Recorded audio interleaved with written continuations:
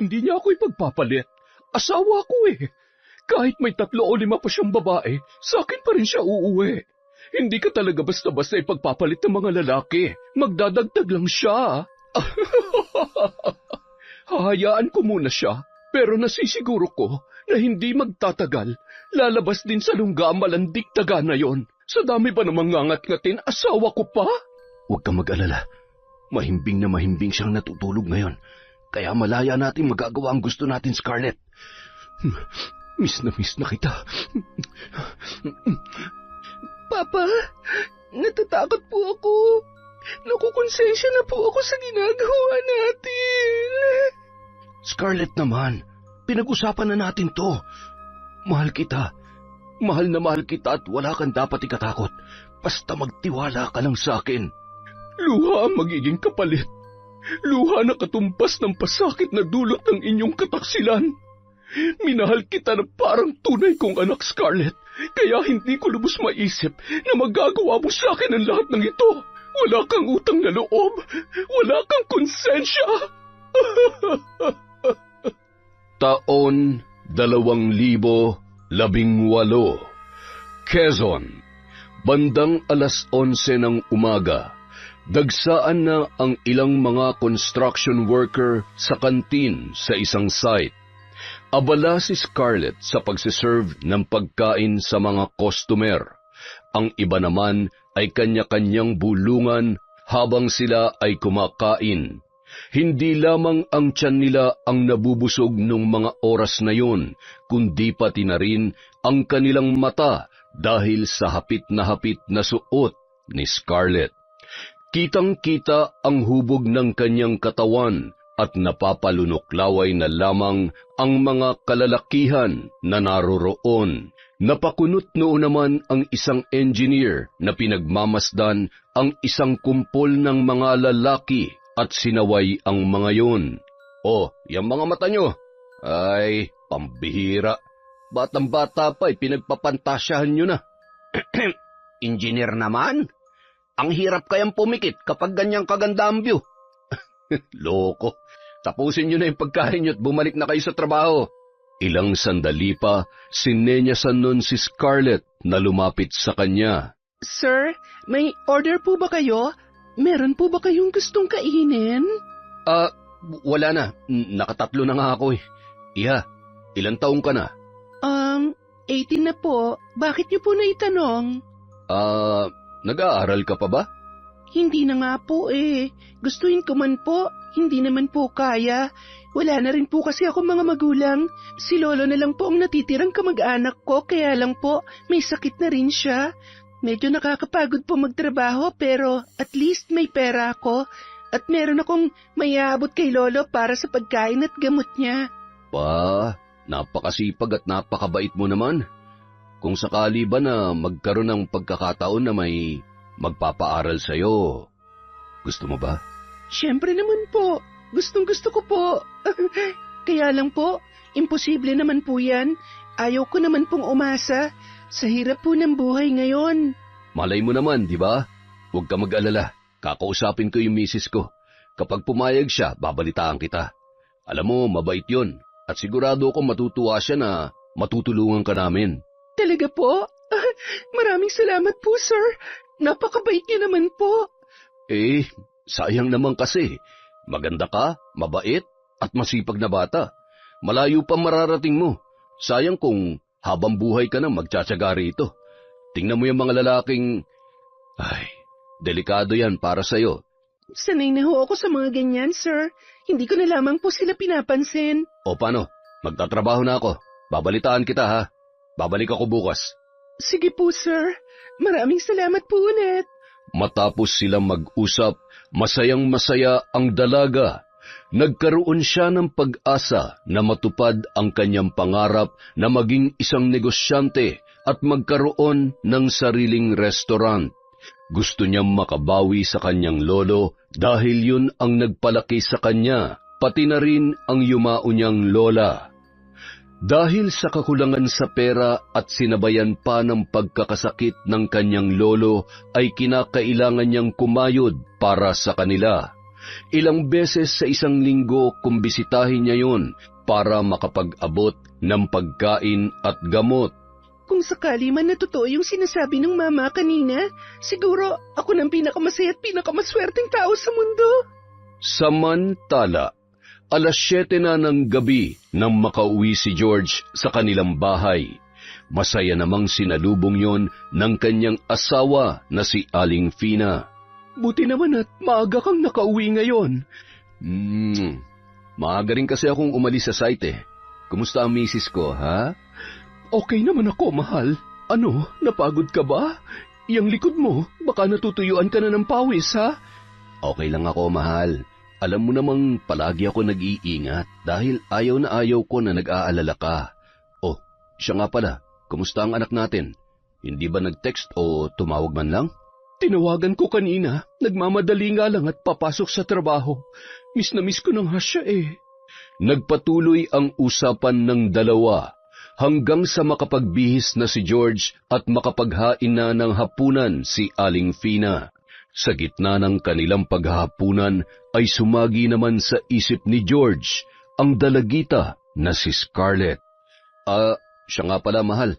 May nakilala akong dalaga dun sa kantin sa construction site namin. Napakasipag at maganda yung bata. Kinausap ko siya kanina. Gustong-gusto niya makapagtapos sa pag-aaral. Naisip ko rin kasi na palagi kang mag-isa dito. Mas mabuti siguro kung meron kang kasama. Alam mo, naisip ko na rin naman yan. Yung anak nga ng kaibigan ko na nasa probinsya, kaya lang ayaw na ayaw talaga mag-aral eh. Siyempre, kung magpapaaral tayo, ang gusto ko naman ay yung porsigido talaga mag-aral. Wala naman na tayong dapat pagkagastusan maliban sa magkano lang naman na bayarin dito sa bahay. Yung anak mo naman, may trabaho na, nagpapadala pa. Sabihin mo sa kanya, ipunin niya na lamang ang pera niya para sa sarili niya. Para naman kapag nakapag-asawa o nagplano na silang magsariling pamilya ni Rex ay handa na sila. Huwag niya kamo tayong alalahanin. Medyo malaki naman ang sinasahod ko. Ay nako, yan na nga ang paulit-ulit kong sinasabi sa kanya. Ang katwiran naman ay hayaan lamang siya at masaya daw siya sa ginagawa niya. Hayaan mo na nga lang. O paano? Anong plano natin ngayon? Aba, malapit ng pasukan kaya ang mabuti pa sabihan mo na yung bata. Ano nga ang pangalan niya? Scarlett ba? Oo, tama. Si Scarlett. Sige, bukas sasabihan ko siya at sabay natin siyang sunduin sa kanila. Mas mabuti rin kung may pagpapaalam natin siya sa lolo niya. Abay, dapat lang. Mahirap namang ampunin natin siya na wala man lamang tayong alam sa pagkatao niya. O sige, kumain ka na mabutit. Alam ko namang paborito mo yan. Gusto mo pa ba ng kanin? Nako, mahal. Naparami na nga ang kanin ko eh. Alam mo naman na bawal mapasobra ang kanin. Lalo na ngayon nagkakaedad na tayo. Oo nga naman. Kung nandito ang anak mo, siguradong masisita tayo nun pareho.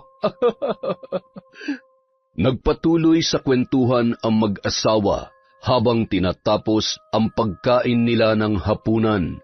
Hanggang sa bago matulog ay pinagplanuhan rin nila ang tungkol sa pagpapaaral kay Scarlett at sa lolo nito kung sakaling pumayag yon. Kinabukasan, pagpasok ni George ay agad niyang pinuntahan si Scarlett. Malayo pa ay natanaw na nito ang lalaki.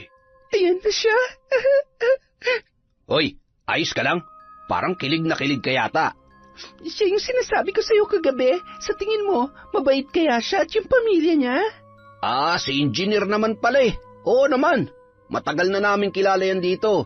Pero, seryoso, sinabi niya sa'yo na gusto ka niyang pag-aralin? Oo nga, paulit-ulit. Bingi lang, bingi. Ayun na siya. Diyan ka lang muna, ha? Aba, ayos.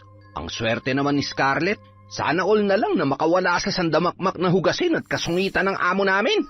Masayang sinalubong ng dalaga si Engineer George. Iginiya sa isang mesa at pinaupo yun. Alam na alam mo talaga kung saan ang paborito kong pwesto dito, ha? Kumusta? Okay lang po, sir. Kayo po.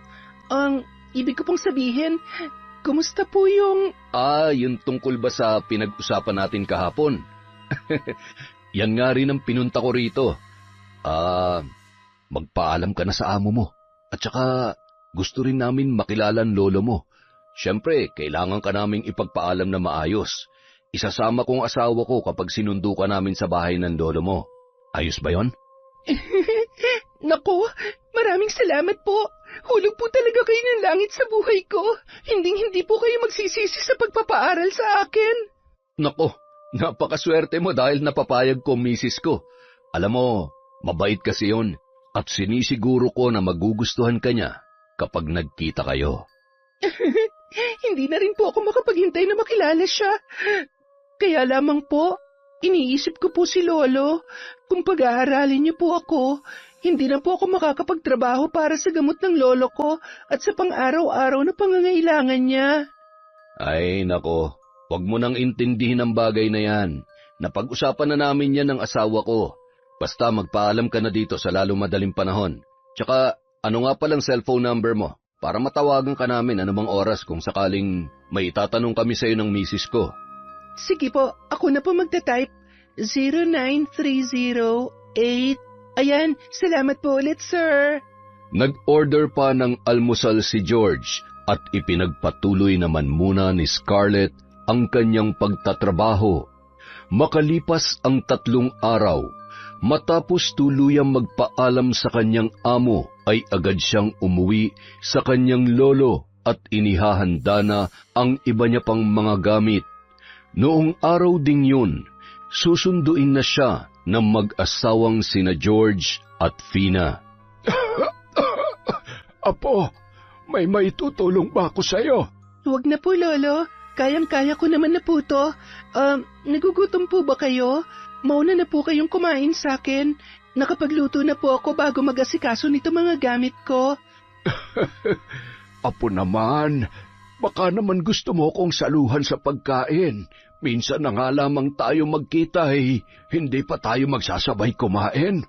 Lalo na ngayong may mag-aampon na sa'yo. Sigurado ako na... Lolo, kung iniisip niyo na makakalimutan ko kayo kapag nandun na ako nakatira sa kanila, nagkakamali po kayo. Lahat ng ginagawa ko ay hindi lamang po para sa sarili ko. Para sa atin po to, Lolo. Kaya habang wala ako, magpalakas po kayo, ha? Huwag niyong pababayaan ang sarili niyo. Alam niyo po, ang sabi sa akin ni Engineer George, tutulong din daw po sila para gumaling kayo sa sakit ninyo. Kaya huwag po kayong mag-alala. Mahal na mahal po kita, Lolo. Huwag na po kayong malungkot at magtampo. Sige na nga, sasabayan ko na kayong kumain. Ay, basta lagi mo pa rin akong dadalawin dito, ha? Uy, naririnig mo ba ako? Oo naman po. Matitiis ko ba naman kayo? Kayo talaga, habang tumatagal, lalo kayo nagiging matampuhin. Ganyan talaga. Ang mahalaga ay hindi pa rin kumukupas ang kagwapuhan ng lolo mo. Hindi na ako natutuwa sa ubo kong tuwa. Napakasakit sa dibdib. Sa gabi ay hindi na ako masyado nakakatulog na maayos. Basta wag niyo lang pong kalilimutang inumin yung gamot niyo para tuloy-tuloy ng paggaling niyo. Bantayan niyo rin po yung likod niyo, ha? Huwag niyong hahayaan na matuyuan ng pawis. Nagpatuloy ang pag-uusap ng maglolo habang kumakain ng tanghalian. Pagkatapos noon ay agad nang bumalik sa kanyang ginagawa ang dalaga. Pasimple lamang nagmamasid ang matanda habang nakahiga sa isang pahabang upuan.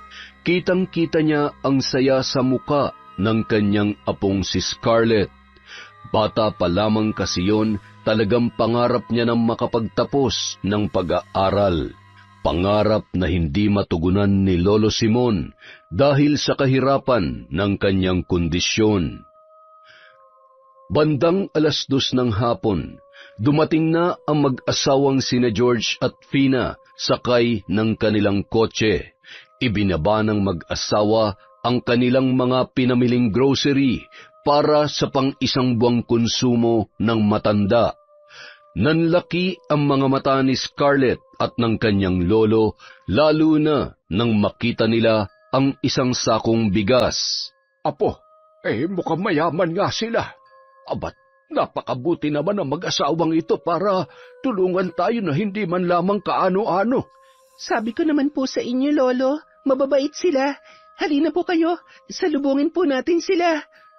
Masayang sumalubong ang dalawa at kinuha ang ilan pang bitbitin. Magandang hapon po sa inyo. Tuloy kayo sa munti naming bahay. Nako, napakarami naman po nito. Nakakahiya naman po at Magandang hapon rin po sa inyo, Mang Simon. Lahat po ito'y para sa inyo.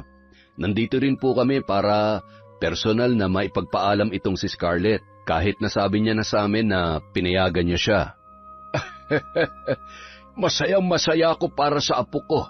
At salamat dahil sa dami ng pwede niyong pag-aralin ay siya pa talaga ang napili ninyo. Kung sa bagay, wala naman kayong pagsisisihan dahil magaling naman yan sa klase. Mabuti naman kung ganon. Scarlett, ikinagagalak ko na makita ka ng personal. Napakaganda mong bata. At sa tingin ko'y magkakasundo nga tayo. Mang Simon, huwag kayong mag-alala. Sinisiguro ko na maaalagaan siya ng maayos at matutugunan namin lahat ng pangangailangan niya. Lalong-lalo na sa pag-aaral. Basta magpapakabait lamang itong si Scarlett, wala tayong magiging problema. Huwag po kayong mag-alala. Gagawin ko po ang lahat ng aking makakaya para mapatunayan sa inyo na hindi kayo nagkamali sa pagtulong namin. Maraming salamat po talaga. Bandang 5:00 na ng hapon nang magpaalam sila kay Lolo Simon. Ay siya, sige na at baka abutin kayo ng gabi sa daan. Mag-iingat kayo. Scarlett, tumulong ka sa mga gawaing bahay at huwag magbubuhay prinsesa sa... Lola naman, masipag po kaya ako at hindi namimili ng trabaho. Mag-iingat po kayo dito ha. Tatawagan ko kayo araw-araw. Alam niyo naman ho kung paano sumagot ng tawag, di ba Lolo? Ay, siyempre naman. Kahit text lang ay masaya na ako. Malinaw pa naman itong mga mata ko. Ay sus, kaya po pala kung sino-sino ang chinachat ninyo. Ay, tumigil ka. Si Aling Iska lang naman at saka ano nga ang pangalan nun? Ay sus, sige na. Lumakad na kayo at baka makapagkwento pa ako na mahaba. Bakit mo ba kasi pinakikialaman ang cellphone ko? Ay, sus Mariosep ka, Scarlett, oo. Sige ho, alis na ho kami. Okay lang huyang may nakakachat kayo para nalilibang kayo ng konti. Siguro gawain mo yan, no? Ma-check ka yung cellphone mo paminsan-minsan. Mahal naman, hindi ko ugali yan. Takot ko lang sa'yo. Ayaw ko ng sakit ng ulo, no? Ay, mabuti naman. Dahil talagang may kalalagyan ka sa akin kapag nagkataon. Nang makasakay na sila sa kotse, patuloy pa rin sila sa pagkukwentuhan hanggang makarating na sila sa bahay. Pagbaba ni Scarlett, nakabuka ang kanyang bibig dahil sa pagkamangha sa ganda ng bahay na nasa kanyang harapan. Ito po ang bahay ninyo? Grabe, ang laki at ang ganda. Ngayon lang po ako makakapasok sa ganito kalaking bahay. Ngayong dito ka natitira sa bahay namin, bahay mo na rin ito. Huwag mong iisipin na ibang tao ka, o di kaya ay hindi ka namin kadugo. Pwede mo kaming tawaging mama o papa kung okay lamang sa'yo. Mama? Papa? Sigurado po kayo? Oo naman, para naman maging mas komportable ka. Alam mo, namimiss na rin namin na may anak kami dito sa bahay eh. Wala eh, abala na sa trabaho yung anak namin. Mabait yun at siguradong magkakasundo kayo. Hindi naman po yun nakapagtataka. Sigurado pong nagmana sa inyo mag-asawa yung anak ninyo. Siya po ba yung nasa picture? Oo, Iha. Maganda siya. Parang ikaw lang. Kasing ganda niyo po, Mama. Iginiya ni Aling Fina ang dalaga sa magiging kwarto nito at tinulungan pang iayos ang mga damit noon sa aparador. Binigyan niya rin yon ng mga naiwang damit ng kanilang anak na si Brianna na saktong-sakto naman sa katawan ni Scarlett. Mahal, tingnan mo. Bagay na bagay sa kanyang dress ni Brianna. Tingnan mo, maliban sa pareho silang nagmana sa kagandahan ko ay magkasing katawan din pala sila. Ngayon lang po ako nakapagsuot ng ganito kagandang damit. Ang gaganda po at mukhang mamahalin. Naku, Huwag ka mag-alala. Sa susunod ay ipagsa-shopping kita ng bago. Huwag na po, Mama. Okay na po sa akin ang mga to. Masayang-masaya na po ako sa mga binigay nyo. Lalong-lalo na po't gagastos pa kayo para sa pag-aaral ko. O siya, bilisan nyo na dyan at nang makapaghapunan na tayo. Ako na muna magluluto ng ulam at mukhang marami-rami pa kayong ililigpit. Sige, mahal. Salamat naman. Matagal-tagal na rin mula nung huli ka nagluto dito sa bahay. Sarapan mo't nang marami makain si Scarlett mamaya. Siyempre naman, ako pa ba? Sa pagkakaalala ko, kaya mo ako nagustuhan dahil napakasarap kong magluto, di ba? Akala ko naman dahil nilagyan mo ng gayumay niluto mo nung nanliligaw ka pa lamang sa akin. Ang saya-saya naman dito sa inyo. Makalipas ang ilang buwan, naging komportable na rin si Scarlett sa mag-asawang sina Fina at George. Itinuring nila itong bunsong anak at sariling kadugo. Sa madaling salita, naranasan ng dalaga ang marangyang buhay.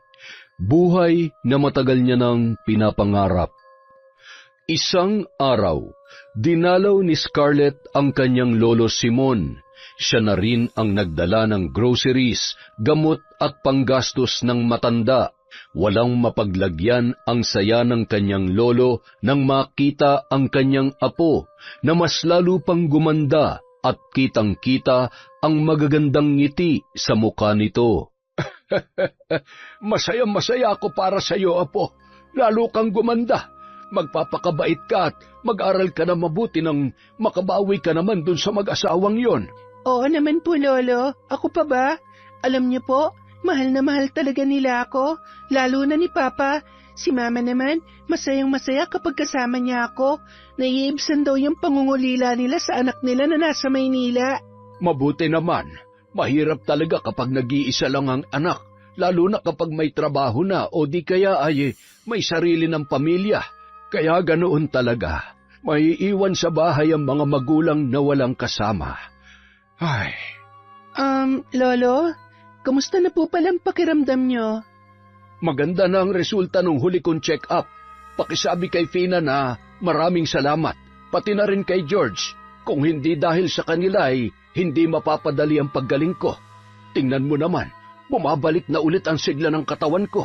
Gusto ko na ulit bumalik sa paggagamot kapag tuluyan na akong gumaling. Okay po yun, Lolo. Basta wag na kayong dadayo kung saan-saan, ha? Wag rin kayo magpapalipas ng gutom. Huwag kang mag-alala. Magiging mas maingat na ako ngayon. Kung meron mang dapat mag-ingat sa ating dalawa, ikaw yon. Lalo na't malayo-layo ang binibiyahe mo sa pagpasok at pag-uwi galing sa eskwelahan. Oo naman po, Lolo. Pero sabi ni Mama, baka raw mag-dorm na lang po ako para kapag alanganing oras, hindi ko na kailangan pang umuwi sa bahay. Ay, mabuti naman kung ganon. Patingin nga ako nitong mga... ay napakarami naman nito. Sobra-sobra na talagang naitutulong nila sa atin. Diyos na ang bahalang gumanti sa mga ginagawa nilang kabutihan para sa atin, apo. Lolo, barya lang sa kanila mga pinamiling yan. At saka, ako na pong bahala. Pasasaan ba't darating ang araw na masusuklian ko rin lahat ng tinulong ni na Mama at Papa sa akin? Basta lagi mong tatandaan, apo. Maging kontento ka at magpapasalamat sa kung anong meron ka ngayon, ha? Hindi lahat nagkakaroon ng ganyang kagandang pagkakataon at biyaya. Kaya, pahalagahan mo at huwag mong aabusuhin. Opo naman, kayo talaga. Paano, hindi na po ako magtatagal dahil marami pa po akong dapat asikasuhin. Mahal na mahal ko po kayo, Lolo. Nako, masasabik na naman ako sa pinakamamahal kong apo. Mamimiss din po kita, Lolo. Habang nasa tricycle papauwi ang dalaga, tinawagan siya ni George. Bakit hindi mo na lang ako inintay? Sabi ko naman sa iyo, sasamahan kita eh. Hindi mo kailangan bumiyahe mag-isa. Papa, pasensya na po. Akala ko po kasi gagabihin na kayo ng uwi eh. Okay lang naman po ako. Nasa tricycle na po ako papuntang bayan. Oy, sige. Susunduin na lamang kita doon. Sige po, Papa. Matapos ibaba ang kanyang telepono, ay napabuntong hininga na lamang si Scarlett Napapansin niya kasi ang pagiging overprotective sa kanya ng kanyang Papa George. Bakit kaya? Hindi naman siya ganyan kahigpit sa akin dati. At saka, wala naman akong gagawing kalokohan. Bahala nga siya. Sinusunod ko naman lahat ng sinasabi nila ni Mama. Nang makababa sa bayan, agad niyang nakita ang kotse ng lalaki. Nagmamadali siyang sumakay at nagmano, ngunit tumanggi yun. Sino bang kasama mong umuwi sa inyo? Ako lang po, Papa. Sandali lang naman po ako doon. Nagpaalam din po ako kay Mama. Papa, galit po ba kayo? Hindi ako galit, Scarlett. Nag-aalala lang ako sa iyo. Sa susunod, huwag kang aalis nang hindi ako kasama, ha? Naintindihan mo? Opo, Papa. Pasensya na po talaga. Ay, siya nga pala. May ibibigay ako sa iyo. Eto. Ano po ito, Papa? Damit at mga underwear? Papa, binilhan na po ako ni Mama nung nakaraan. Mas maganda ang mga yan. Siya nga pala. Hinanapan kita ng apartment na malapit sa school mo. Para kahit anong oras, pwede ka namin bisitahin at mas komportable ka. Kung magdodorm ka, baka mapabarkada ka pa. Tsaka, iba na yung solo mo yung kwarto. Ano, nagustuhan mo ba ang mga yan? Opo, Papa. Salamat po. Nang makarating sa bahay, agad silang sinalubong ni Aling Fina. Nako, buti naman at dumating na kayo. Kanina pa namin kayo hinihintay. Nandito sina Brianna at Rex. Talaga? Salamat naman sa Diyos at naisipan nilang magbakasyon. Kaya nga halika na Scarlett. Ipapakilala kita sa ate Brianna mo. Ano ba yung bitbit mo? Namili ba kayo? Wala yan. Mga damit niya na naiwan sa bahay nila. Ganoon ba? Oy siya, halina kayo at saluhan natin sila maghapunan. Brianna, anak, nandito na si Papa at si Scarlett. Papa? Namiss kita. Namiss din kita, anak. Rex, kumusta? Kumusta kayo nitong anak ko? Okay lang po kami, Tito. Siyempre, mahal na mahal ko ang anak nyo. Aba, magpakasal na kayo. Hindi na kayo bumabata. Baka naman pwede nyo na kaming bigyan ng apo. Baka po sa susunod na taon, Tito. Ikaw pala si Scarlett. Buti naman at nakita na kita ng personal. Lagi kang kinukwento sa akin ni Mama kapag tumatawag ako. Kumusta ka? Kumusta ang pag-aaral mo? Okay naman po, ate. Kayo rin po, lagi kayong kinukwento ni Mama sa akin. Ang ganda niyo po pala talaga sa personal. At ang bait niyo rin po katulad nila. Siyempre naman, kanino pa ba sila magmamana? Mabait ako sa lahat. Kung meron man akong pinakaayaw ay yung mga abusado. Mabuti na lang at nagkasundo kayo ng mama kong maselan. At sabi niya, mabait ka rin daw at masipag pa mag-aaral. Sipagan mo pa. At salamat sa pag-aasikaso mo sa kanila, ha? Kung pwede nga lang umuwi ako araw-araw dito, ginawa ko na. Kaya lang hindi pwede eh. Kulang na sa oras. Kaya nga minsan itawag para mangumusta eh. Hindi ko na rin magawa. Walang anuman po, ate. Huwag kayong mag-alala. Akong bahala sa kanila. Kumain na tayo. Scarlett, dito ka na sa tabi ng papa mo. Rex, kumain ka na marami, ha? Bukas ay pagluluto ko kayo ng mga paborito ninyo. Nako, salamat po, tita. Miss na miss ko na nga rin po talaga ang luto ninyo eh.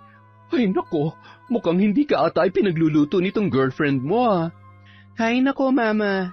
Wala na talaga akong oras para ipagluto ko pa siya, ha? Habang kumakain, patuloy pa rin ang kanilang pagkukwentuhan. Napansin ni Brianna kung paano inaasikaso ng kanyang ama si Scarlett mula sa pagsandok ng pagkain at matamis ng ngiti kapag si Scarlett na ang kanilang pinag-uusapan. Bandang 9:00 ng gabi, nasa kanya-kanyang kwarto na ang mga yun maliban kina Aling Fina at Brianna. Niyakap nun ang kanyang ina na nagpupunas ng mga pinaghugasan. Magpahinga na kayo, Mama. Ako na lang po dyan. Sana inutusan nyo na lang si... Nako, kailangan pa nung mag-review, anak. Okay. Mukhang magkasundo po sila ni Papa. Oo, siguro dahil masunurin at mabait naman talaga si Scarlett, kaya natutuwa kami sa kanya. Mabuti naman po kung ganon. Pero, Ma, huwag pa rin po kayo masyadong magpakakampante, ha? Hindi po lahat ng maganda at mabait sa paningin ay totoo. Alam nyo, Mahirap magtiwala sa panahon ngayon. Kahit gaano kaganda ang intensyon niyo ni Papa, hindi pa rin natin hawak ang isip niya. Wala rin tayong kakayang basahin kung anong motibo niya. Ang tanging magagawa lamang natin ay mag-ingat at huwag magbulag-bulagan. Wala kang dapat ipag-alala. Sigurado ko na hindi tayo nagkakamali sa tinutulungan natin. Tiwala lang anak at huwag mo kami masyadong alalahanin ng papa mo. Makalipas ang 1 linggo, habang nasa biyahe pabalik ng Maynila sina Brianna at Rex, napag-usapan nila si Scarlett. Ay, Oh, bakit napabuntong hininga ka? ewan ko ba? Iba talagang pakiramdam ko kay Scarlett eh. Baka naman nagsiselos ka lang sa kanya. Hindi hindi ako silosa, alam mo yan. Ang ibig kong sabihin, sanay ka na ikaw lang ang inaalagaan ng mama at papa mo. Na kapag umuwi ka, nasa sayo lang ang atensyon nila. Ngayon, 2 na kayo. Mahal na mahal din siya ng papa mo. Mas paborito na nga ata niya kaysa sayo eh. Talagang nang-aasar ka pa? Huwag ka na kasi nag-overthink. Nakikita ko naman kung gaano sila kasaya na kasama si Scarlett. Maganda, mabait, masipag. So ano, sinasabi mo ba na better siya kaysa sa akin? Babe, hindi naman sa ganoon. Huwag na nga natin pag-usapan si Scarlett. Tingnan mo, nasisira lang tuloy ang mood mo. Ewan ko sa'yo. Mag-drive ka na nga lang at baka, makatulog na nga lang. Ay, salamat naman sa Diyos. Anong salamat sa Diyos? Salamat sa Diyos at biniyayaan ako ng napakagandang girlfriend. I love you, babe. Tulog ka na muna. Makalipas ang ilang buwan, tuluyan nang nakalipat si Scarlett sa isang apartment malapit sa kanyang eskwelahan. Siya na lamang ang dinadalaw ng mag-asawa para makapag-focus siya sa pag-aaral. Si George naman ang pumupunta kay Lolo Simon para magdala ng groceries at iba pang pangangailangan nito. Si Aling Fina naman ay abala sa mga gawaing bahay lalo na't ayaw niyang kumuha ng kasambahay. Mayat maya niya namang kinukumusta si Brianna, lalong-lalo na si Scarlett. Kapag nalulungkot naman at nasa trabaho rin ang kanyang asawa ay namamasyal yon kasama ang kanyang mga kaibigan at kung minsan ay dumidiretso sa apartment ni Scarlett. Isang gabi, 10:00 na, hindi pa nakakauwi si George. Hindi naman mapakali si Aling Fina dahil may masama sa kutob niya na hindi niya maipaliwanag. Sinubukan niyang tawagan ng maraming beses si George, ngunit hindi yun sumasagot. Kaya naman naisipan niyang tawagan si Scarlett. Ay, sinasabi ko na nga ba? Siguradong magtatanong siya sa akin. Hello, Mama. Kumusta po? Bakit napatawag po kayo? Kumusta po kayo dyan ni Papa? Anak, busy ka ba? Pasensya na ha. Ano kasi, nag-aalala ako sa papa mo at hanggang ngayon ay wala pa rin dito sa bahay. Dumaan ba siya dyan kanina? O tumawag man lang ba siya? Hindi ko kasi siya makontak eh. Hindi po, Mama. Baka naman po nalubat lang. Baka kasama yung mga katrabaho niya. Hindi naman kasi umiinom yun na hindi nagpapaalam sa akin. Ay, ewan ko ba? Iba talagang kutob ko, Scarlett. Pakiramdam ko tuloy, may ginagawang kalokohan ng papa mo. Huwag naman sana. Mama, mahal na mahal po kayo ni Papa. Kaya sinisiguro ko na hindi mangyayari ang iniisip nyo. Malay nyo, maya-maya nandyan na siya. Narito na nga siya. Sige anak, ituloy mo na kung ano man yung ginagawa mo dyan. Bye! Ay. Samantala, habang pinaparada ni George ang kotse ay nakaabang naman ang nakakunot noo na si Aling Fina. Pagkababa noon ay agad na hinagkan sa noo ang kanyang asawa at niyakap ng mahigpit. Saan ka nang galing? Alam mo ba kung anong oras na? Pasensya na, nalubat kasi ang cellphone ko kanina kaya hindi ako nakapagpaalam. Birthday ng katrabaho ko. Hindi nga ako uminom para siguradong hindi ka magalit eh. Pasensya na kung hindi ako nakapagpaalam sa'yo. Kumain ka na ba? Paano ako kakain eh? Hinihintay nga kita at nag-aalala ako sa'yo. Huwag ka nang magtampo. Halika na sa loob. Sasabayan kitang kumain at siguradong masarap na naman ang niluto mong hapunan. Habang kumakain ng dalawa ay napansin ni Aling Fina na tila gutom na gutom pa rin ang kanyang asawa. Sa lahat naman ng galing sa handaan ay ikaw itong gutom na gutom pa rin. Ano, hindi mo ba nagustuhan ang luto roon? Siyempre naman, iba pa rin ang luto ng misis ko. At saka, paborito ko kaya tong tinola mo. Sabaw pa lang, buhay na ako. Mukha mang buhay na buhay ka ngayon. Hindi ka naman siguro ng babae, ano? Mahal naman. Sa edad kong to, mambababae pa ba ako? Minsan mo nang nagawa yan nung kabataan mo pa at hindi malabong gawin mo ulit. Mahal, hindi ko na magagawa yan. Kontento na ako sa iyo. Masaya na ako sa buhay na meron tayo ngayon at ayaw kong bigyan ka ng sakit ng ulo. Takot ko na lang sa iyo tsaka sa anak natin. Alam mo namang manang-mana sa iyo yun kung magalit kaya iniisip ko palang mambabae, nanginginig na ako sa takot. Ay, siguro namimiss mo lang ako kaya ka nagkakaganyan. Di bale, huwag ka na mag-isip ng kung ano-ano. Mamaya, babawi ako sa iyo, ha? I love you. Huwag mo nga akong dinadaan sa ganyan. Ano ba? Kumakain tayo. Ay, hindi ako pwedeng magkamali. May tinatago sa akin si George. At kung ano man, malalaman ko rin yon. Galingan mo na lang magtago dahil kapag nagkataon, hindi ko alam kung anong magagawa ko sa iyo at sa kabit mo. Kinabukasan, bandang 7:00 ng umaga, nagmamadaling dinaanan ni George si Scarlett. Papa, tumawag sa akin si Mama kagabi. Sa tingin ko, nakakahalata na siya. Natatakot po ako.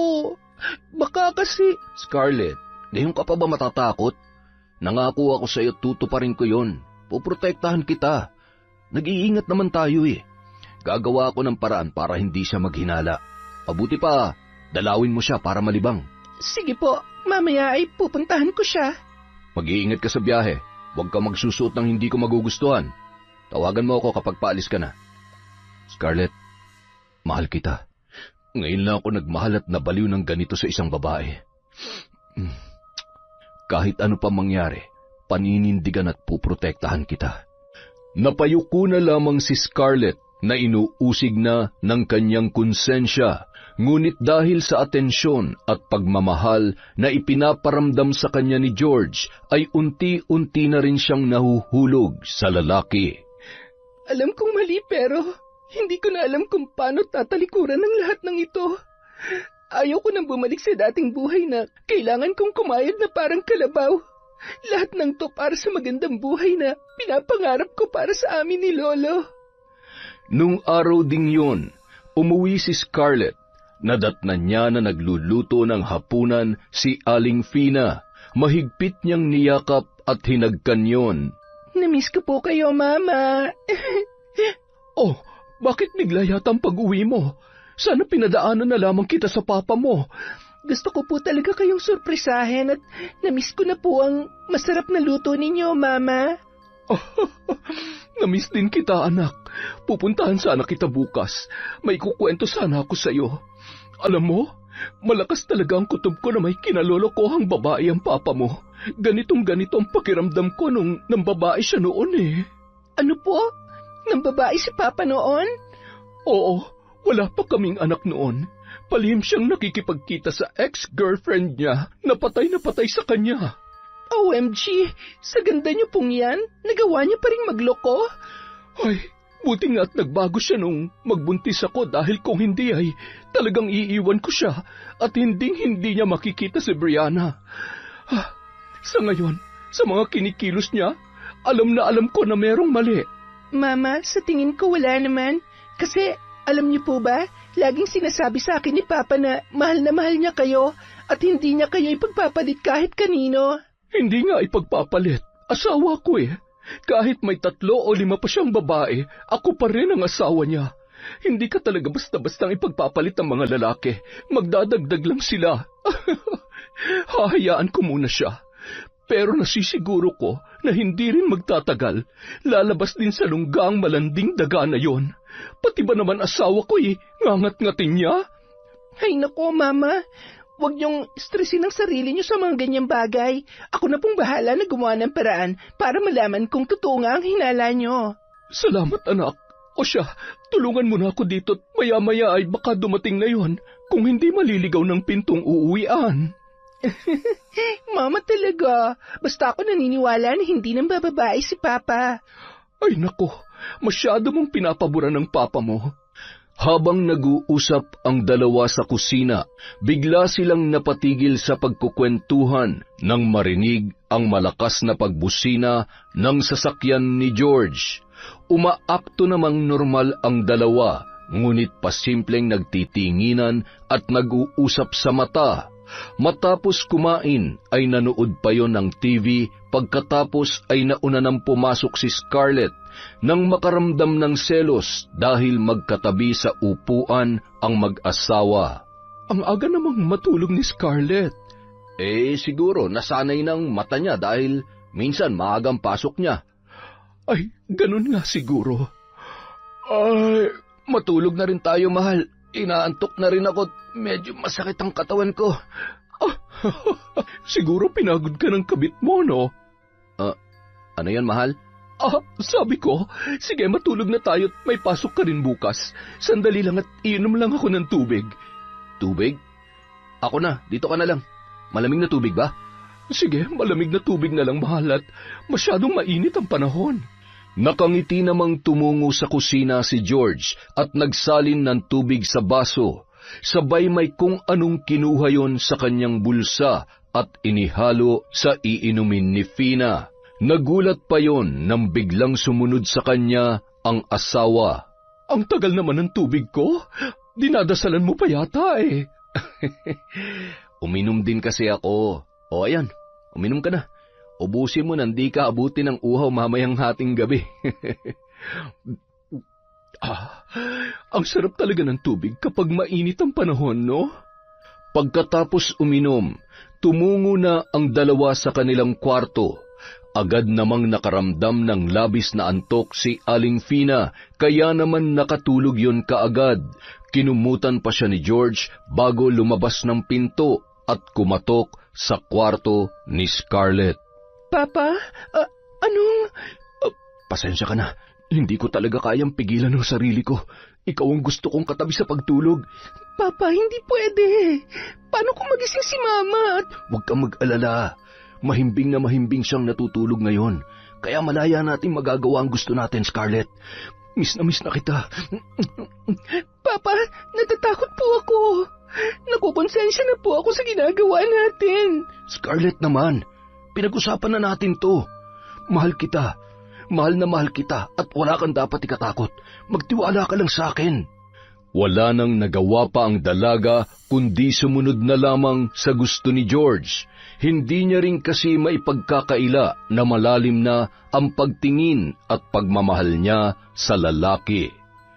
Isang gabi, habang natutulog si George ay dahan-dahan na kinuha ni Aling Fina ang cellphone ng kanyang asawa na bahagyang nakakubli sa may unan nito. May password yon, kaya naman paulit-ulit niyang binubuksan gamit ang mga importanteng petsa sa kanila. Nagulat siya dahil petsa ng kanyang kaarawan ang password noon. Agad niyang binuksan at binasa ang mga mensahe na lalong nagpanginig sa buo niyang katawan at nag-uunahang umagos ang kanyang luha. Love? Love pa talagang tawagan nila? Miss na kita. Mga baboy! Sino ang hayop na to? Humanda ka sa akin at ang babae mong hayop ka. George, bumangon ka dyan! Mahal, ano ba? Ano ba nangyayari sa'yo? Huwag mo akong matawag-tawag na mahal. Ang kapal ng mukha mo. Sino yon, ha? Sino ang lintik na baby na yon? Sino? Mapapatay kita! Mahal, huminahon ka. Wala lang yan. Girlfriend yan ng kasamahan ko, si Ariel. Yung palagi kong kasama. Nakikitext at nakikitawag lang sa akin kapag nakakalimutan niya mag-load. Maniwala ka. Gusto mo tawagan mo pa eh. Ayan, sige na. Hindi na kailangan. Pasasaan ba't malalaman ko rin ang totoo? Ito lang ang tandaan mo. Hindi mo alam kung anong kaya kong gawin sa'yo sa oras na malaman kong totoo. Hindi mo alam kung ano ang kaya kong gawin, George. Mahal, hindi ako natatakot. Malinis ang konsensya ko. Ngayon pa ba ako magloloko? Mahal na mahal kita. Hindi ko na ulitin pa ang minsang pagkakamali ko noon. Minsan na kita nasaktan at hindi ko na kayang makita ka pa sa ganoong sitwasyon. Tama na. Huwag ka na magalit. Nagsasabi ako ng totoo. Maniwala ka naman sa akin. Sige lang, George. Galingan mo lang sa iyong pagpapanggap. Sa oras na mahuli kita, lintik lang ang walang ganti. Magsasama kayo ng kabit mo na gagapang sa hirap at sakit na ipaparanas ko sa inyo.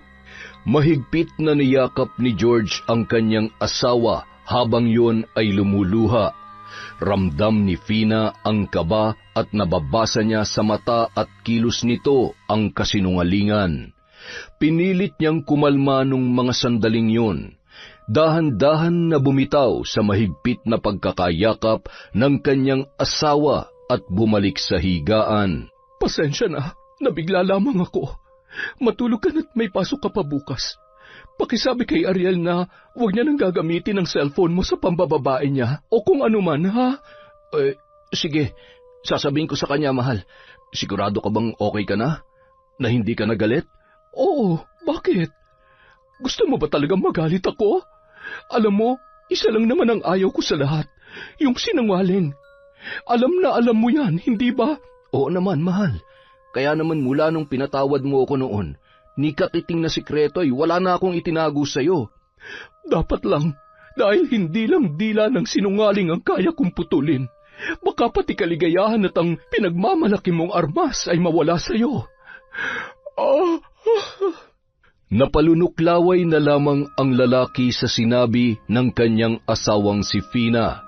Halos hindi makatulog ang ginang habang nakatalikod kay George at nag-iisip kung paano niya huhulihin ang sikreto nito. Makalipas ang ilang araw, naisipan niyang puntahan si Scarlett sa apartment bandang 3:00 ng hapon. Gulat na gulat yon at hindi mapakali na animoy may kung anong itinatago. Bakit hindi niyo po sinabi na pupunta kayo, Mama? Gusto lamang kitang sorpresahin. At saka, anak, pumunta ako dahil kailangan ko lamang huminga. Kahit sandali lang. Sa dami ng iniisip ko ngayon. Ay, Huwag niyo pong sabihin na hanggang ngayon ay iniisip niyo pa rin na nang bababae si Papa. Huwag niyo na pong stressin ang sarili niyo, Ma. Siguro nga yan ang dapat kong gawin. Pero ewan ko ba, hindi talaga ako mapakali. Pakiramdam ko malapit ko nang malaman ang totoo. Ay, ano bang pwede kong maitulong sa'yo dito? May mga ligpitin ka ba sa kwarto mo? Mukhang nangangayayat ka. Baka naman pinababayaan mo ng sarili mo. Hindi naman po, Mama. Medyo puyat lang po ako sa pagre-review. Matulog ka kaya muna. Ako na maglilinis at magliligpit ng kwarto mo. Mama, wag na po. Ako na pong bahala doon. Dito na lang po tayo magkwentuhan. Medyo magulo po at ayaw ko naman po na pati kalat ko ay kayo pa magliligpit. O siya, sige. Gusto mo ba ipagluto na lang kita ng ulam mo para sa hapunan? Ilang linggo ka na rin kasing hindi umuwi sa atin. Miss ka na namin kasabay kumain ng papa mo. Ay, siya nga pala, hindi ba siya dumalaw sa'yo dito? Hindi po. Baka busy po si Papa. Nagpadala lang po siya ng allowance at kung minsan ay tumatawag o nagte-text lang po para mangumusta. Abala nga talaga ang papa mo. Kaya lang mukhang ibang babae talaga ang pinagkakaabalahan niya. Huwag lang siyang magpapahuli sa akin. At kapag nagkataon, sabay ko silang pupugutan ng ulo. Ha? Oh, bakit parang nagulat ka? Takot na takot ka. Seryoso ako, Scarlett. At kapag ako'y napuno, higit pa ron ang kaya kong gawin. Mabait ako pero tinutubuan ako ng sungay kapag tinatarantado at niloloko ko. Matapos sabihin ang mga katagang yun, naghanap na siya ng pwedeng lutuin sa loob ng ref. Nakita niya pa ang ilang mga pamilyar na pagkain na paborito ng kanyang asawang si George, bagay na hindi niya binigyan ng mali siya. Habang nakasalang ang kanyang niluluto ay sinilip niya si Scarlett na nagliligpit sa kwarto at may kausap sa telepono. Natatakot na ako. Anong gagawin ko kapag nabuking niya tayo? Hindi ko na kaya to. Mabuti pa, babalik na lamang ako sa amin at... Sinong kausap mo? Mama, kanina pa po ba kayo dyan? Kaklase ko po, may tinatanong lang.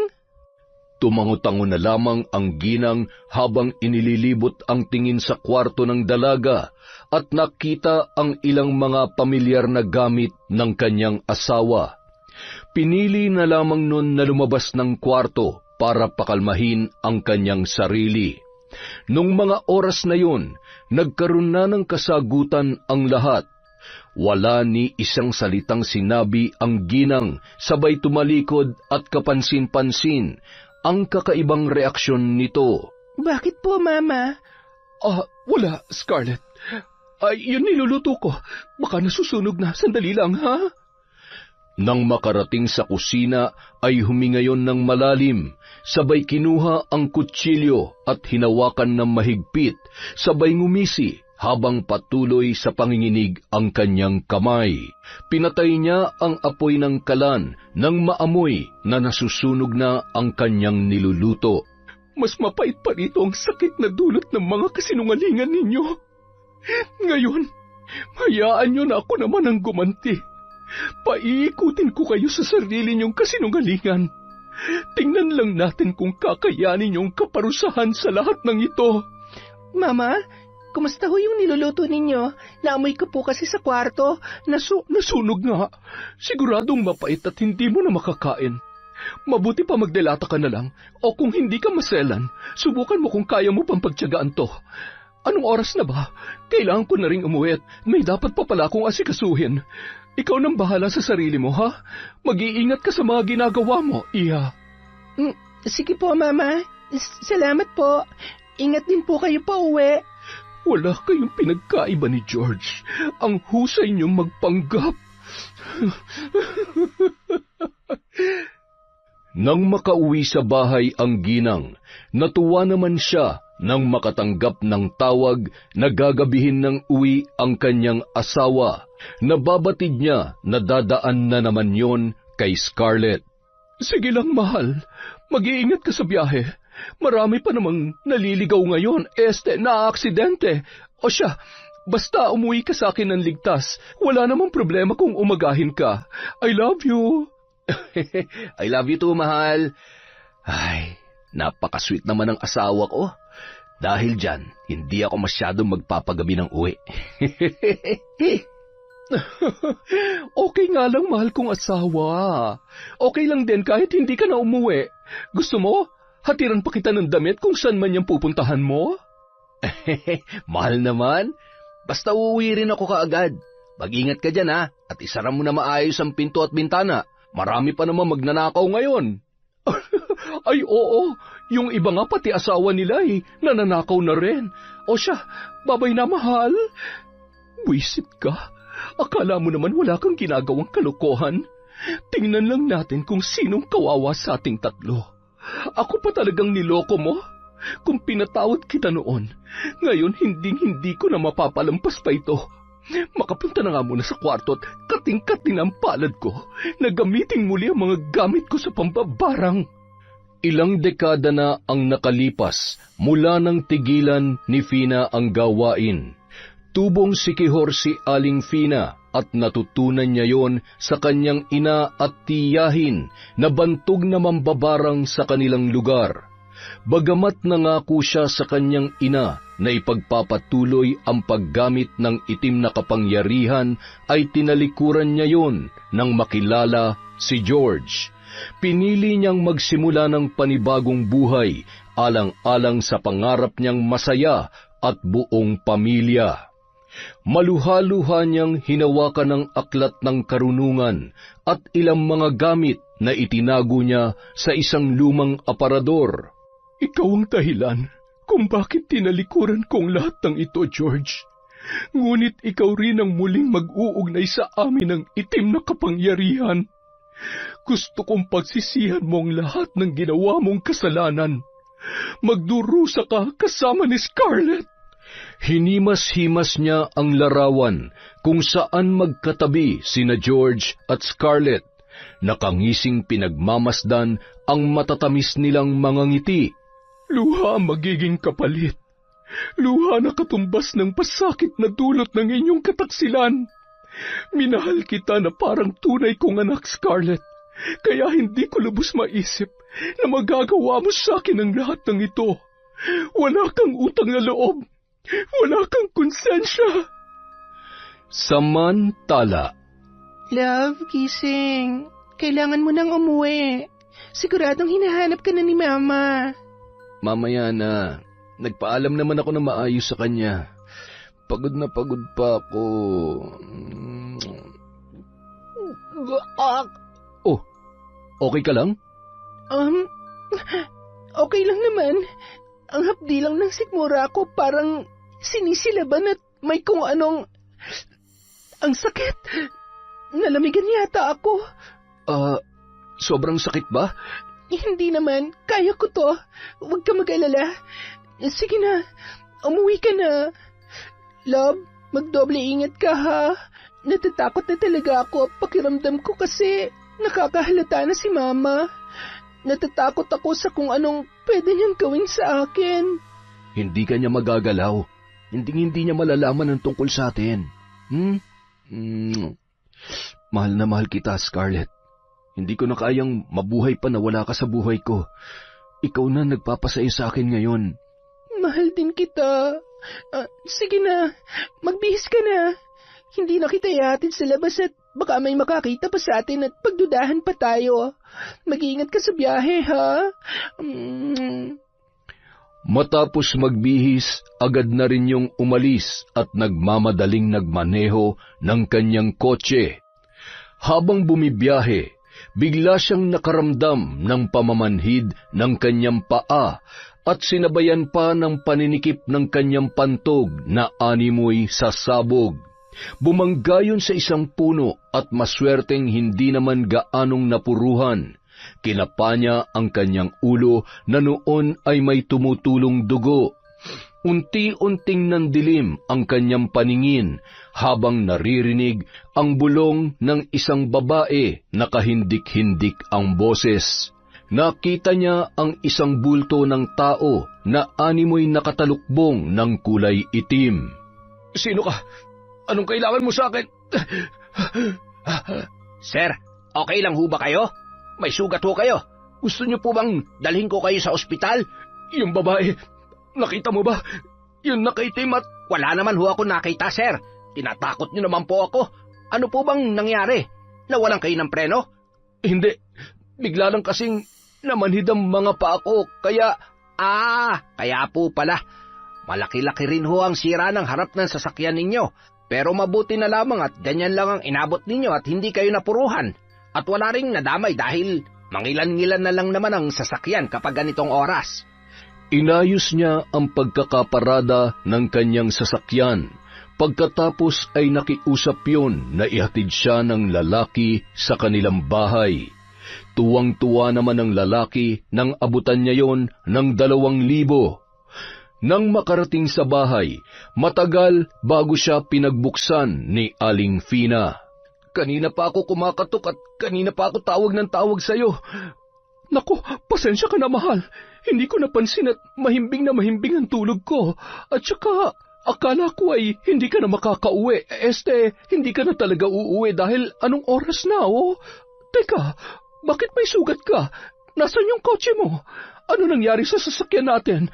Nabangga ka ba? Nasira ba, ha? Pambihira naman, mahal. Mas nag-aalala ka pa yata sa kotse kesa sa akin, eh.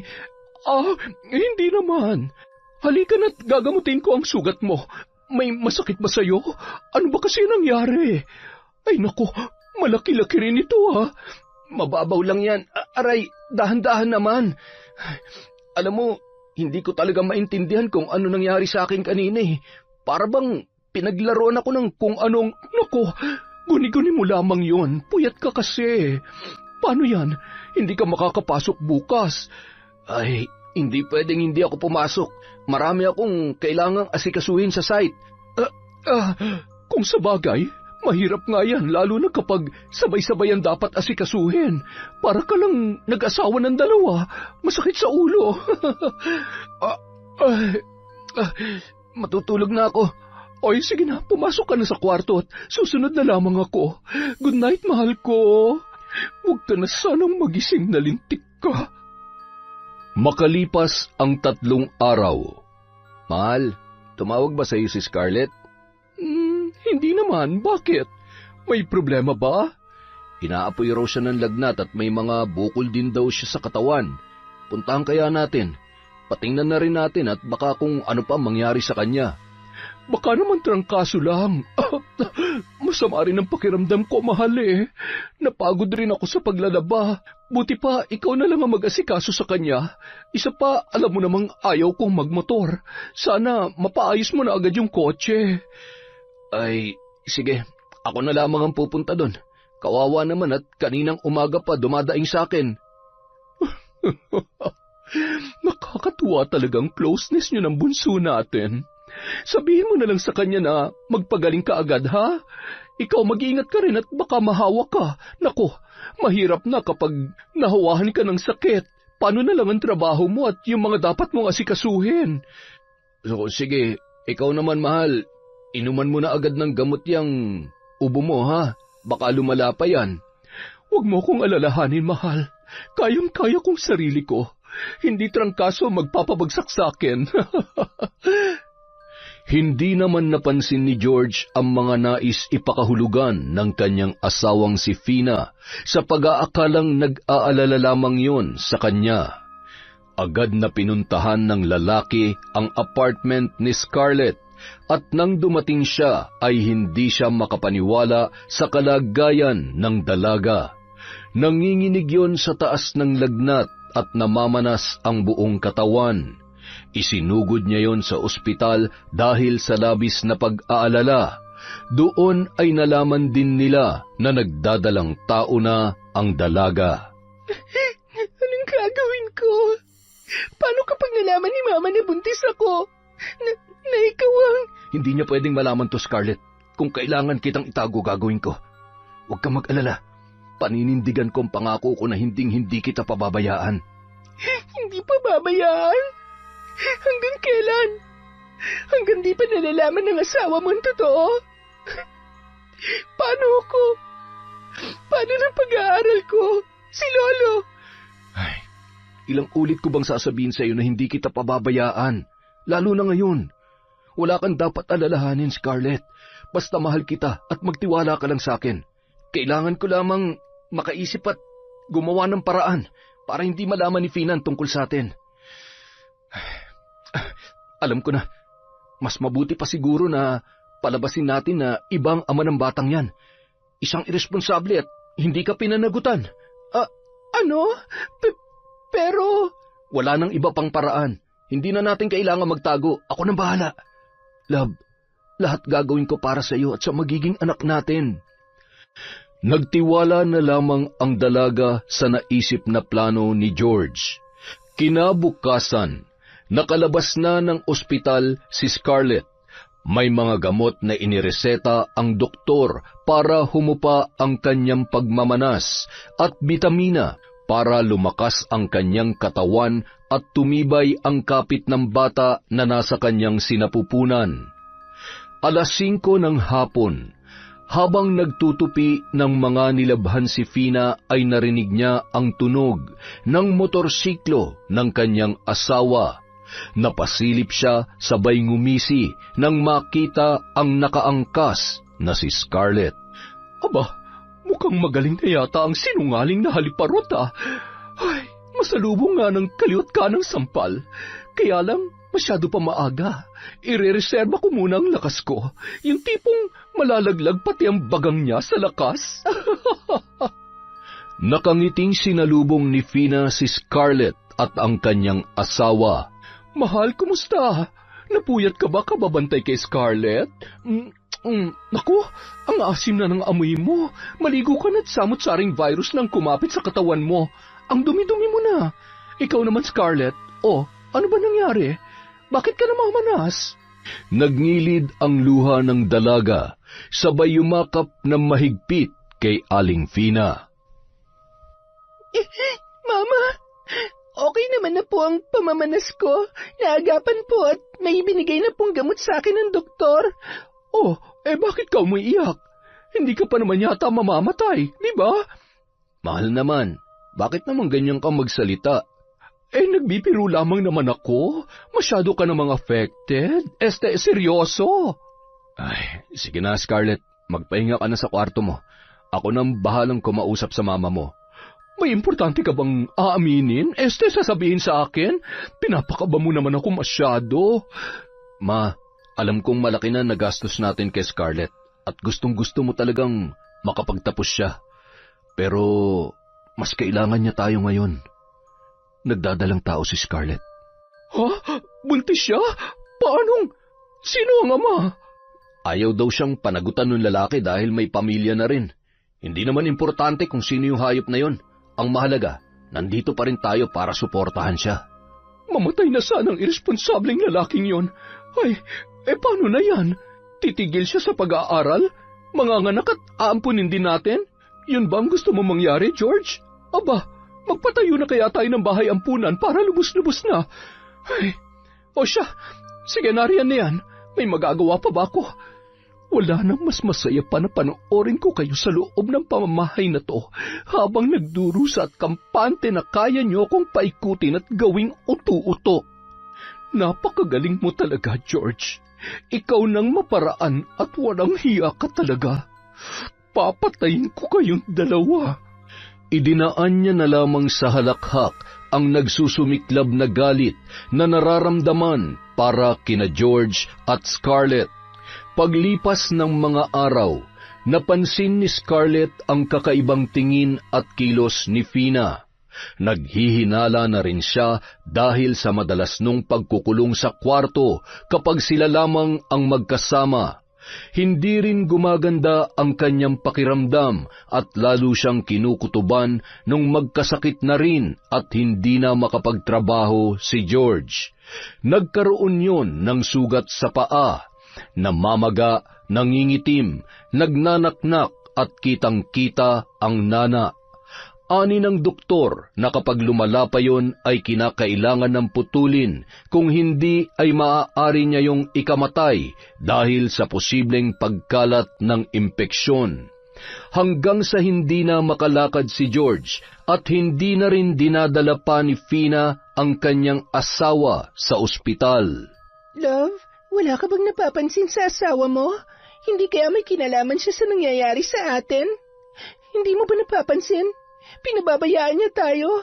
Nagagawa niya pang ang gumala at makipag-inuman sa mga kaibigan niya tapos iiwan niya tayo dito na parang wala tayong sakit. Gumawa ka ng paraan kung ayaw mong pareho tayo mamatay. Pati ang batang nasa sinapupunan ko. Kailangan ko ng pera para magpatingin sa doktor. Nahihirapan na ako.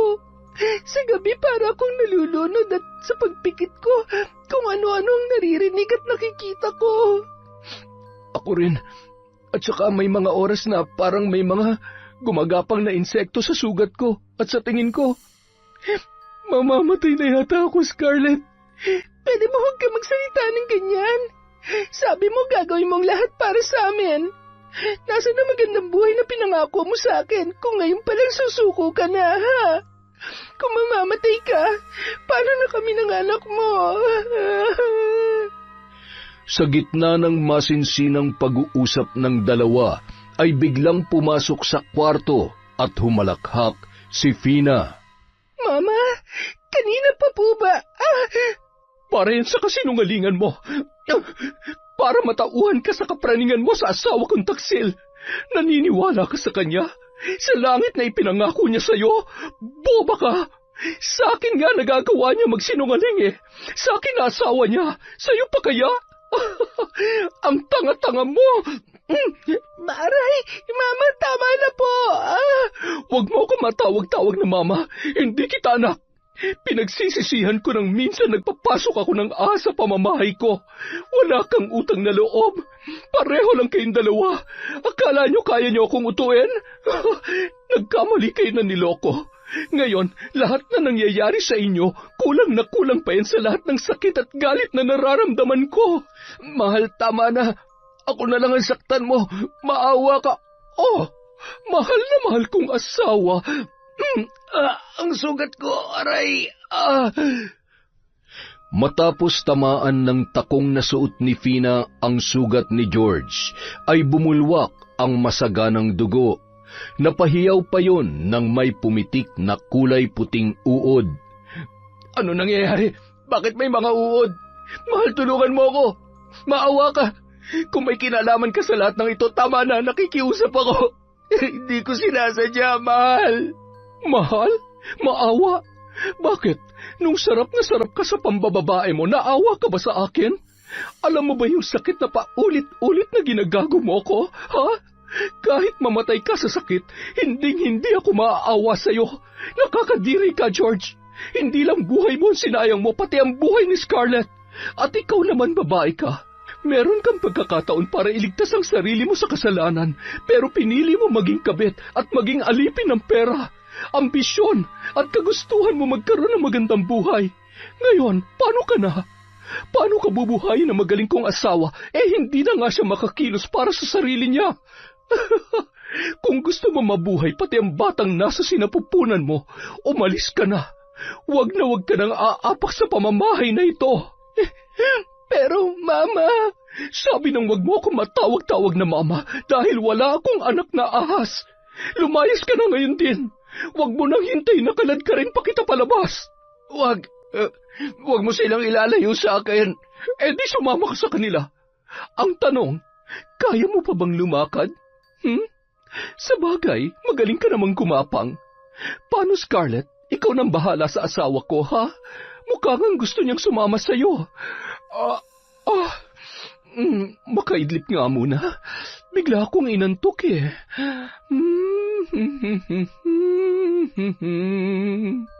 Dumiretso yun sa kwarto at isinara ang pintuan.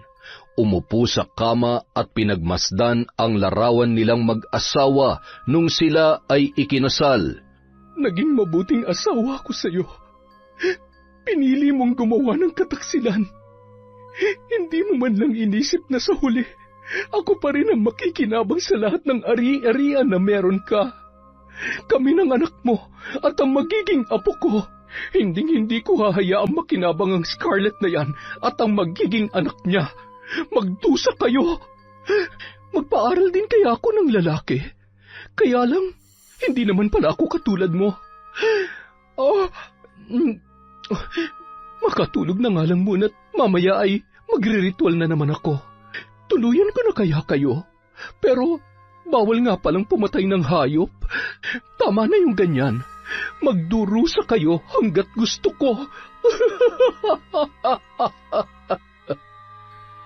Samantala, Aalis na ako. Ito na ang huling beses na magkikita tayo. Huwag ka mag-alala. Di ko hahayaan na matulad sa akin ang batang ito. Salamat sa lahat. Tama si Mama. Kasalanan ko rin naman dahil pumayag ako sa gusto mo. Nagmahal lang din ako pero mali yun. Maling-mali. Scarlett, huwag mo akong iiwan. Ikaw na lang ang meron ako. Scarlett! Ayoko na. Pagod na ako. Wala nang saysay ang buhay ko. Kahit anong gawin ko, hindi ko na may tatama ang pagkakamali ko sa asawa ko. Wala na rin pag-asa na gumaling pa ako. Ayaw ko maging habang buhay na inutil, kaya mabuti pang... Diyos ko, alam kong kasalanan ng pangunahan ko kayo, pero... gamit ang kanyang wheelchair ay tumungo yun sa may kusina at inabot ang kutsilyo na nasa mesa. Bumalik yun sa sala at kinuha ang kanyang cellphone, sabay tinawagan ang kanyang anak na si Brianna. Anak, kumusta ka dyan? Miss na kita. Papa, uuwi ako next week. Kumusta na ang sugat mo? Ang pakiramdam nyo? Huwag mo na akong alalahanin, anak. Okay lang ako. Patawarin mo ako, anak, ha? At saka, kung sakali mang wala na ako, ikaw nang bahala sa mama mo. Papa naman, huwag kang magsalita ng ganyan.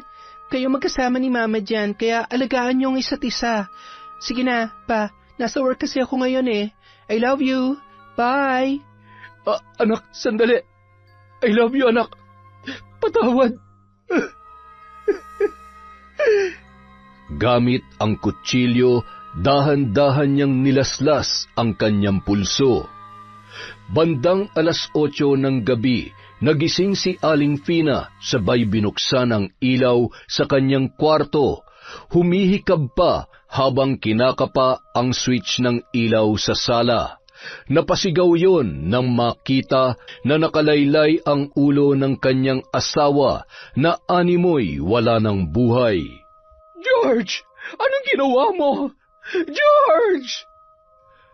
Makalipas ang 3 araw, sa mismong burol ni George, nakatulala pa rin at umiiyak si Aling Fina na nilapitan ng kanyang anak na si Brianna. Ma, ano ba nangyari? Bakit ginawa yun ni Papa? Magsalita ka naman, oh. Ano po ba talagang nangyari? Patawarin mo ako, anak. Ako ang dahilan kung bakit siya nagkasakit. Ginamit ko ang itim na kapangyarihan. Binarang niyo po si Papa? Mama naman, bakit? Paano niyo nagawa yun? Dahil niloko niya ako, anak. May relasyon sila ni Scarlett. Pinagkaisahan nila ako, pinagsinungalingan at niloko. Alam mo ba kung gaano kasakit para sa akin yun? Ha? Alam mo ba? Kasalanan to ng babae na yon. Huwag lamang siya magpapakita dito dahil baka mauna ko pa siyang ilibing. Ilang sandali lamang, napalingon yon sa may di kalayuan, na aninagan niya si Scarlett dahilan para mapatakbo at sugurin ang babae. Saan ka pupunta? Bumalik ka dito. Dapat ikaw ang namatay, hindi ang papa ko. Sinira mo ang pamilya namin. Ang lakas ng lobo na magpakita pa rito. Mapapatay kita. Aray ko, bitiwan mo ako. Anak, tama na. Bitiwan mo na siya. Buntis siya at baka kumapano pa siya. Umalis ka na, Scarlett. Binalaan na kita na huwag ka nang babalik pa. Sa huling pagkakataon, umalis ka na kung ayaw mong sumama sa hukay ni George. Humahagulgol na nagmamadaling umalis ang dalaga. Mababakas sa mukha noon ang labis na pagsisisi at kahihiyan. Buntis ang babaeng yun? Kapatid ko ang batang nasa sinapupunan niya? Paano to nagawa sa atin ni Papa? Akala ko mahal na mahal niya tayo. Alam mo ba na paulit-ulit ko siyang pinagmamalaki sa lahat tapos malalaman ko na... Bigo siyang maging mabuting asawa, anak. Pero nasisiguro ko na naging mabuti pa rin siyang ama sa'yo. Mahal na mahal ka niya. Mahigpit na lamang na nagyakapan ang mag-ina. Nang malaman ni Brianna ang katotohanan ay naunawaan niya kung bakit nagawang barangin ni Aling Fina ang kanyang ama, pati na rin ang kabit noon na si Scarlett. Matapos ilibing ang lalaki, naiwan ng mag-isa si Aling Fina sa kanilang bahay. Pinipilit niyang mamuhay ng masaya at kalimutan ang nakaraan. Naging abala siya sa simbahan. Isang araw, sinunog niya ang kanyang mga gamit sa pambabarang kasabay ng pagbawi ng sumpa kay Scarlett. Hindi ka man karapat dapat patawarin dahil sa laki ng kasalanan mo sa akin. Pero gusto ko nang maging malaya sa galit. Sana'y maging mabuti kang ina sa batang nasa iyong sinapupunan. Makalipas ang 9 na buwan, nagising si Aling Fina sa kahol ng kanyang mga alagang aso. Yun kasi ang kanyang pinagkaabalahan mula nang mamatay ang kanyang asawa. Lumabas yun at narinig ang iyak ng sanggol sa labas ng kanilang tarangkahan. Agad siyang lumabas nang makita ang isang basket at nang tingnan niya ay may laman yung bata. Nagpalinga-linga siya para hanapin kung sino ang walang pusong nag-iwan noon sa kanilang harapan. Lalo lamang lumakas ang iyak ng sanggol kaya naman napilitan na siyang kargahin yon. Natitiyak niya nung mga sandaling yon kung kaninong anak ang bata na nasa kanyang mga bisig. Suot-suot noon ang isang bracelet na ibinigay niya sa kanilang inampon. Wala talagang puso ang nanay mo. Ako pa talagang pag-aalagaan niya sa'yo. Huwag ka mag-alala. Bukas na bukas ay ibabalik kita sa kanya. Kinaumagahan, sakay ng kotse, pinuntahan ni Aling Fina ang bahay ni Lolo Simon. Nadatnan niya ang matanda na noon ay nagsasalin ng langis sa mga botelya. Ikaw, anak ng... Huwag ho kayo magulat kung nandito ako. Nasaan ho ang magaling niyong apo? Talaga bang pati responsibilidad niya sa bata ay ipapasa niya sa akin? Nasaan siya? Wala na siya. Wala na siya? Anong ibig niyong sabihin? Nahirapan siya sa panganganak. Maswerteng nabuhay ang bata, ngunit hindi si Scarlett. Ano? Ako nag-iwan ng batang yan sa harap ng bahay ninyo. Sa totoo lang, hindi ko kasi alam kung anong gagawin ko dyan. Matanda na rin ako. Ayaw ko rin matulad siya sa nanay niya. Kaya nakikiusap sana ako na kahit masakit sa kalooban ay tanggapin niyo ang batang yan. Paano ko mamahalin ang batang ito? Araw-araw maaalala ko ang sakit na dinulot sa akin ng nanay at tatay niya. Ano bang ginawa kong kasalanan sa mundo para masaktan at magdusa ako ng ganito? Hindi pa sakit ang kakayahang magpatawad at magmahal ng walang kondisyon, Fina. Mabuti ang puso mo at yun ang magbibigay ng lakas sa iyo. At gusto ko rin muling humingi ng kapatawaran sa lahat-lahat.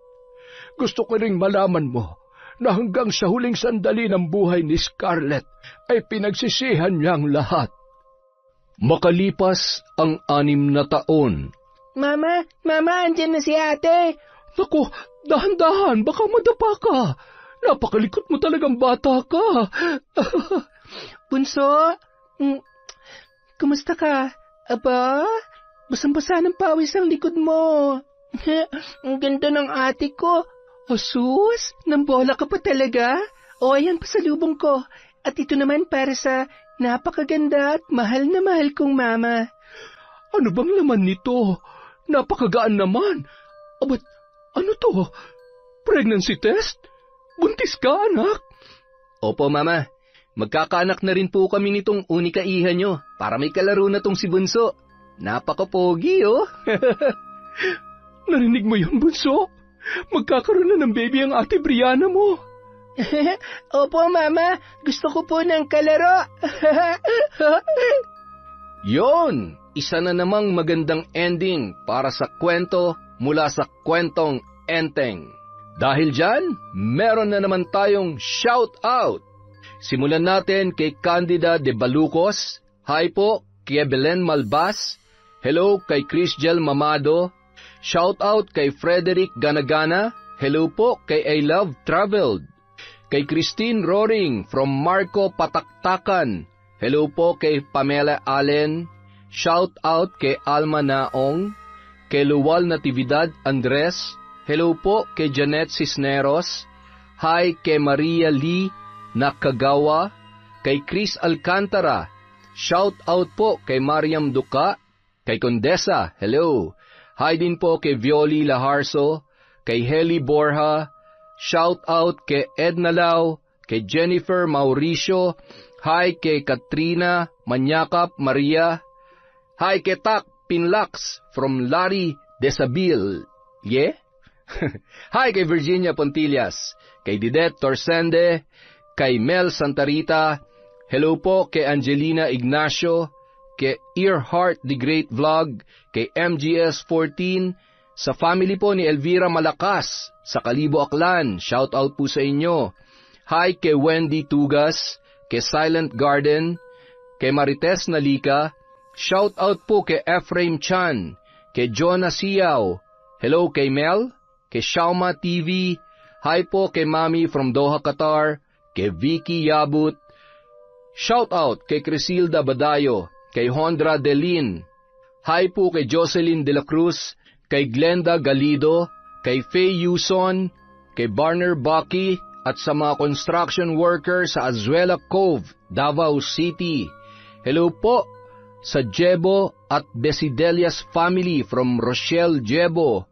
Hi kay Jenilyn Mix Vlog, kay Norsam Dalgan, hello po kay Ami Yong, kay Lydia Lopez, kay Chona Bainoza, kay Resel Galope, hello din po kay Ellen Kiano, kay Betty Velasco, shout out kay Minky Aswang Stories, kay Nashty28, kay Jima Pendon, hello po kay Mercedita Reyes, kay Lynn Hondrade, shout out kay Edgardo Fontanilla, kay Maura OFW from Kuwait, Sanaong family from Almanaong, syempre, kay Gay Somodio, hello po kay Rose Ann Rama, kay Ahmed Panigel, kay Marian de la Fuente, hello rin po kay Rosevin Cantarona, kay Susan Manalo, kay Cheryl Jimena, Michelle de la Cruz, kay Justine Grace Dignos, kay Yuki Diaries, kay Leonora Rillo Raza, kay Narlin Micabalo, hello po kay Heli Borja, kay Rowena Enriquez, kay Sally Roldan, shout out kay Warfreak Legacion, kay Cat Burglar Cutie, hello po kay Marilu Camilon, kay Christina Katamisan, sa 3F Laundry Shop from Kapatagan, Digos. Hi po kay Cecil Vlog 64, kay Idol Ashtin Olviga, kay Hannah Maylin Sesgundo, hi kay Mirna Alfaro, kay Vivian Bacani, kay Meng Mateo, shout out po kay Arlene Toledo, kay Filipina Palsario, kay Virginia Belay, kay Sally Albino, hello po kay Jing Estrada, kay Mami Tam of North Caloocan, kay Ampi Taroy, hello po kay Silent Bro, kay Jennifer Ilagan, sa Madreso family from Glenda Madreso, kay Roslyn Labajo, sa Galedo family po from Rai, kay Frances Ramuel Velches, at kay Mia Espiritu. Para po sa mga hindi natin nabanggit, pasensya na po kayo, pero marami pa po tayong videos at nililista po ni Kwentong Enteng lahat po na nagpapa-shoutout. Sa totoo lang po, going 400 na yung nagpapa-shoutout sa atin, kaya pasensya na po kayo kung hindi ko kayo ma-shoutout ng isang bagsakan. Pero promise po yan, nililista ko po lahat, paiikutin na lang natin. Maraming salamat po sa pangunawa at sa walang sawa niyong pagsuporta sa channel natin. Grabe po, pa 100K na tayo. Sobrang salamat po sa inyong lahat. Kung nasan man kayo ngayon, nasa ibang bansa o nandito sa Pilipinas, mag-iingat po kayo. Maging mabuting tao po tayo. Walang negative, walang kahit na anong pwedeng makasira sa ibang tao o sa sarili natin. Magpasalamat po tayo na everyday, namumulat pa rin natin ang ating mga mata at nagagawa pa rin natin yung mga kailangan nating gawin. Again, maraming salamat po sa inyo at mahal na mahal po kayo ni Kwentong Enteng.